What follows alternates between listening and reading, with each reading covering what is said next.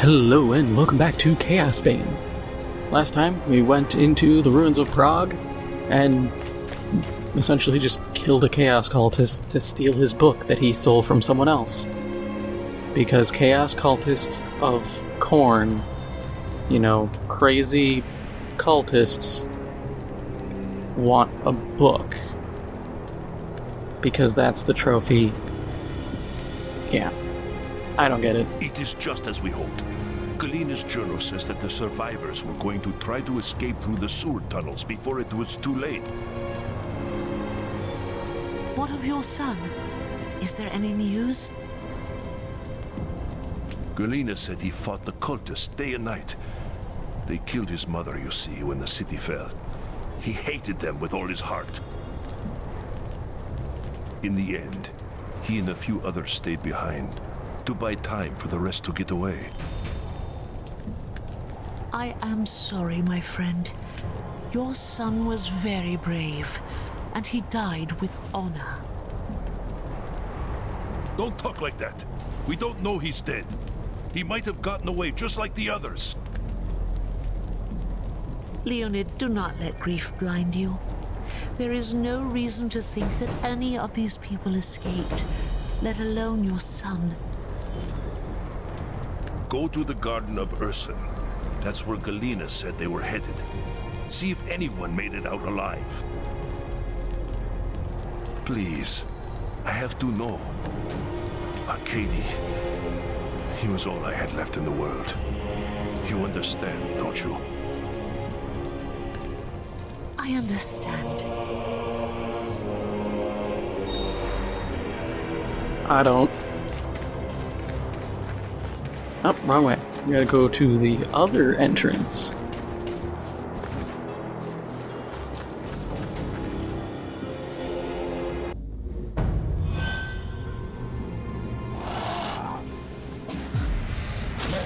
Oh wow, they're just throwing enemies right at me at the start.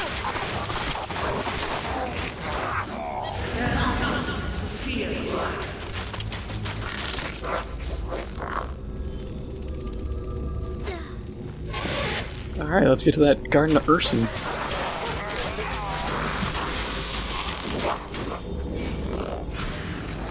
Look at that guy. Grabbed by the plants.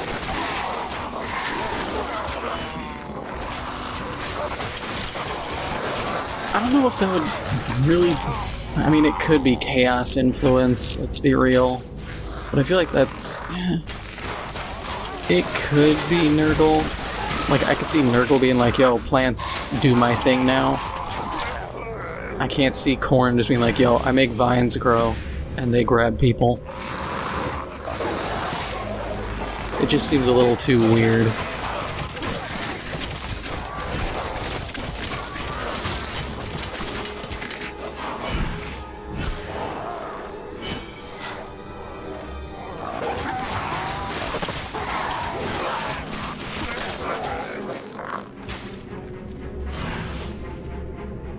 I haven't said it before in one of these videos, but of all the chaos, like normal chaos demons, like your basic run-of-the-mill schlubs that you're gonna fight, I really like bloodthirsters, these red guys.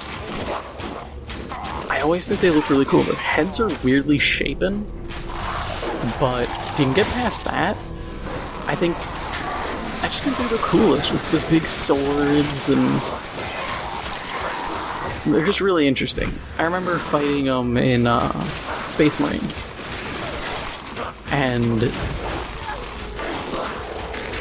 honestly, I think it's Space Marine. That was a good game. I keep thinking I need to reload.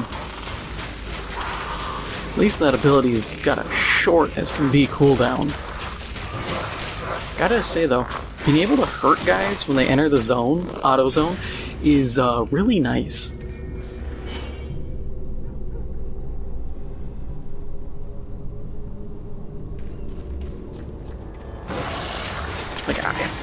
Even though I'm stupidly just continually hitting square, it's kind of working out for me, thankfully, because everyone's a melee guy.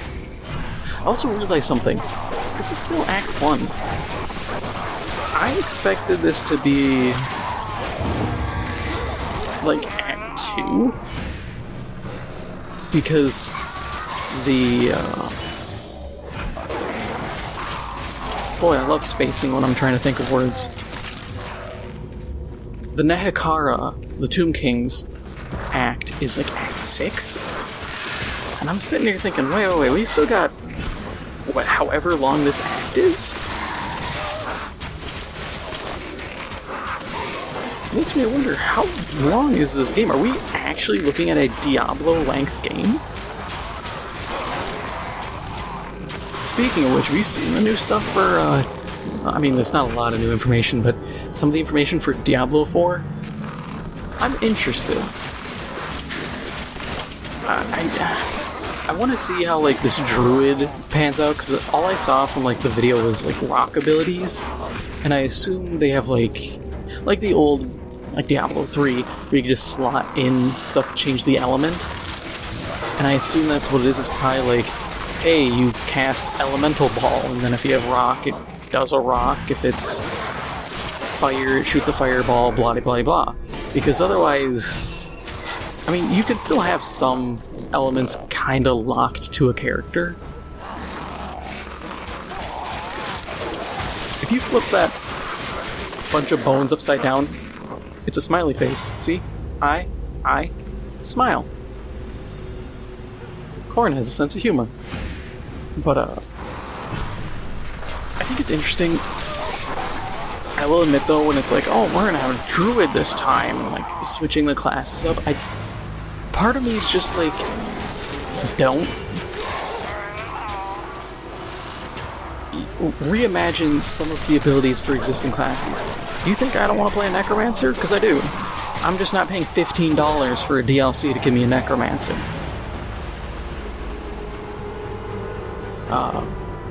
Bring back, you know, all the classes from the previous games instead of trying to, like, make new ones and then conveniently forget the old ones. I assume they're just going to be like, hey, surprise, they're back, but $15 DLC each, pay up. Because it's Blizzard and that's what they do. I mean, honestly, look at how they handle StarCraft. StarCraft, I'll admit, I am belligerently butt frustrated with how they handled StarCraft 2. Because it's like, oh hey, arcade mode, you can play as like Egon Statman and he has special units, or you can play as Kerrigan or Nova or Swan or Han and Horner, Arturius Mengst. You can play as, you know, all these, some of the Protoss guys, which I don't remember because I don't really care about Protoss. But you have all these factions in arcade mode. If you want to do, like, multiplayer PvP, shut up and play the base 4 or base 3 races. I'm like, what, why?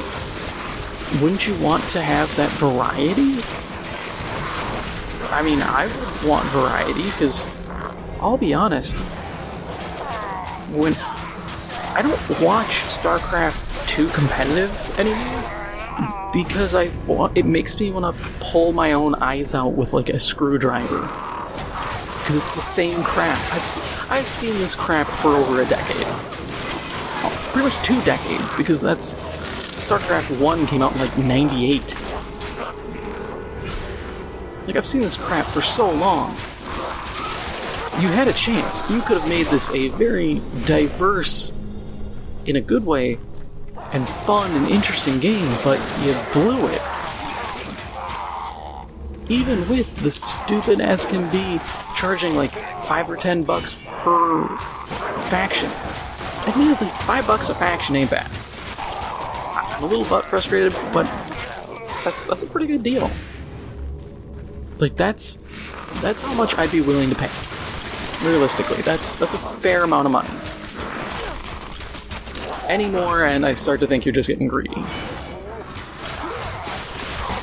But yeah, looping back, like, Diablo, I'm interested. The stuff about the game being open world, I think is cool. The fact that they're like, oh, we're gonna have to limit multiplayer, I'm not too keen on, because I really enjoy playing games like that with friends, but you know, as long as we got the Rift runs we can do, I'm good.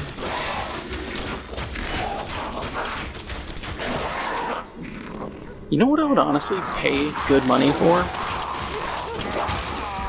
A non-microtransaction laden version of, what you call it? I'm trying to think of the words. Path of Exile. 'Cause Path of Exile's pretty fun. And I like the gem setup and all that. I just hate the microtransactions. Or if it was limited to just cosmetics and like my storage and stuff I could expand organically through playing, sure. I'd be all for it. I'd be in there like swimwear. I don't care. I'd have a lot of fun. But looting heavy games, I guess they'd be ARPGs like Diablo or Path of Exile. Charging money to hold crap effectively, in my eyes, spits in the face of what the game is meant to be. Like, you just think about that. Hey, we have a game centered around looting, but we made it so to hold the loot, or all the loot you might want, you're gonna have to pay us additional money. It's like, that's dirty. Like, you wanna sell some dumb skins to me? Sure. Who knows, maybe I'll chip $5 in. But I'd rather just pay up front and have my game not slap me in the face with microtransactions constantly than have it be free to play, but essentially it's free to play but also fee to play, because you're gonna be paying continually.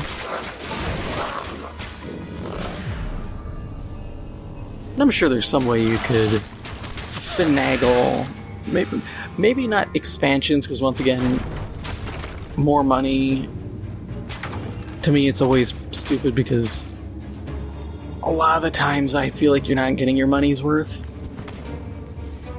But I don't know, $5 for like a new character build, a new character class, sure. Granted, with Path of Exile it's a little more hard to do because you have just a giant tree you build out of. And I always play the same whenever I start a character on that. Witch Lady into Necromancer. I'm not very creative, I'm not very diverse. I really like Minion Mancers. That's what I play in, trying to think of what it's called. City of Heroes. That's what I play in pretty much anything. If I have the ability to summon guys to take a hit for me, I'm probably going to summon them.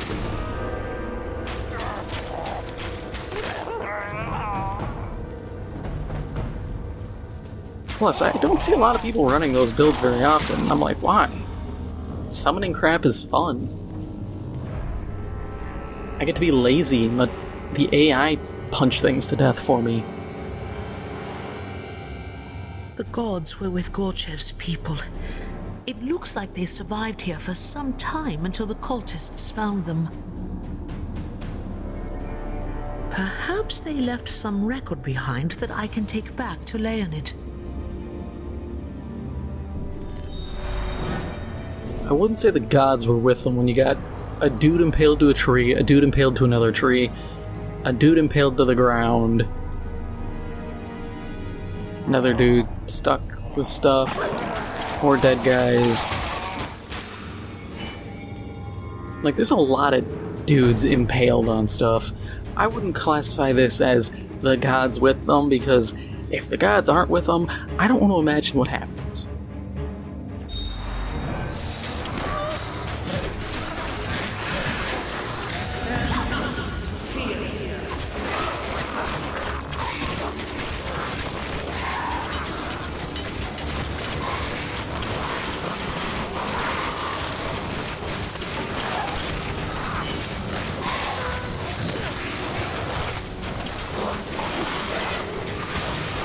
Gotta be honest, this Chaos Ambush is not nearly as threatening when I can just ricochet shot everyone to death.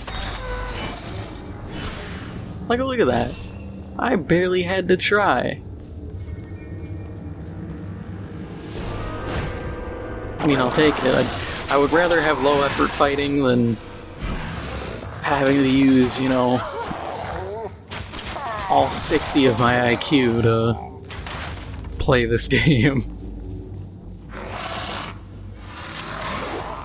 Get all 7 neurons firing at the same time just to get it running.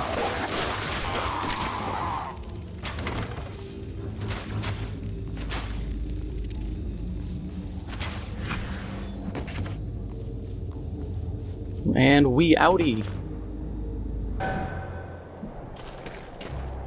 Yo, Leonid, everybody's dead, but I found another book.